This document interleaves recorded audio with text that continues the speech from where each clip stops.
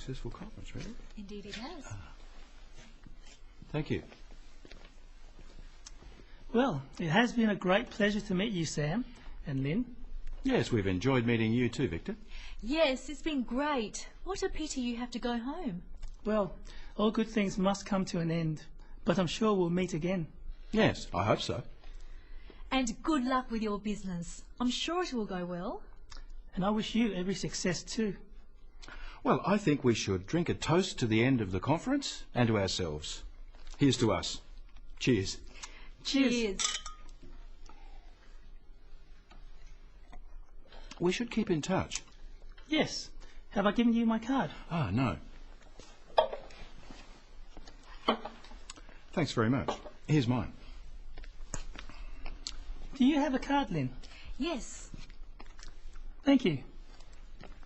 I'll send you an email, and if you're ever in Singapore, you must look me up. We certainly will. And you have my number. When you're next in Sydney, give me a call. We'll have a drink. May I take this? Well, I'd better get going or miss my flight. Have a good flight home. Bon voyage. Goodbye until next time. Goodbye.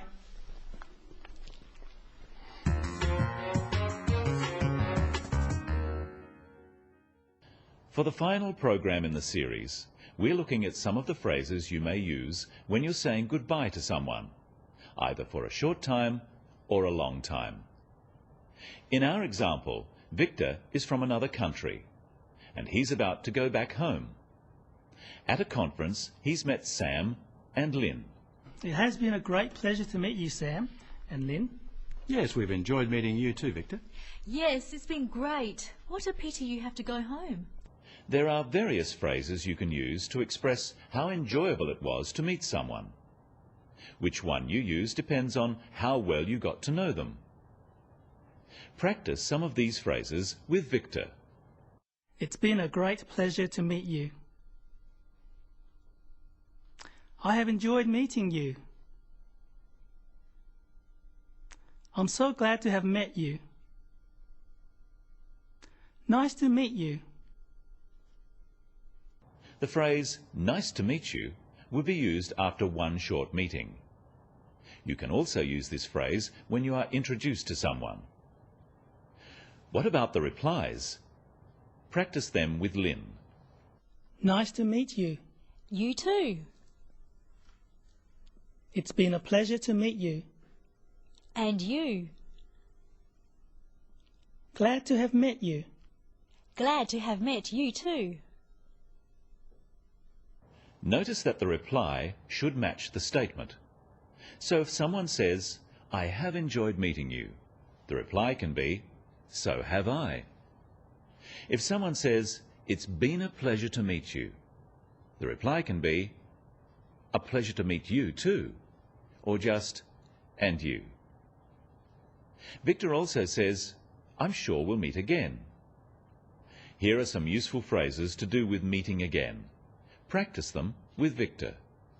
I'm sure we'll meet again. Hopefully we'll meet again. I hope we'll meet again soon. Notice again here that the reply should match the statement. So if someone says, I am sure we'll meet again, then the reply also uses am. So am I. After the statement, I hope we'll meet again, the reply should be, so do I.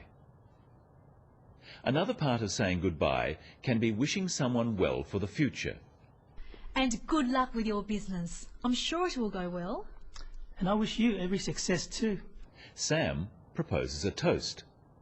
Watch how he does this. Well, I think we should drink a toast to the end of the conference and to ourselves. Here's to us. Cheers. Cheers. This is an informal toast. Sam says, I think we should drink a toast. Another phrase he could use is, let's drink to. For example, let's drink to the end of the conference, or let's drink to our future meeting. Then they clink their glasses together and say, cheers. Here's another version of the toast. Let's drink to our next meeting. Our next meeting. Cheers. And of course, the toast doesn't have to be alcohol. It can be any kind of drink. The next part of their conversation is about keeping in touch or keeping in contact. We should keep in touch. Yes. Have I given you my card? Ah, no. Thanks very much. Here's mine. Do you have a card, Lynn? Yes. Thank you. I'll send you an email. Repeat the phrases after Sam. We must keep in touch. We must keep in contact. Here's my card.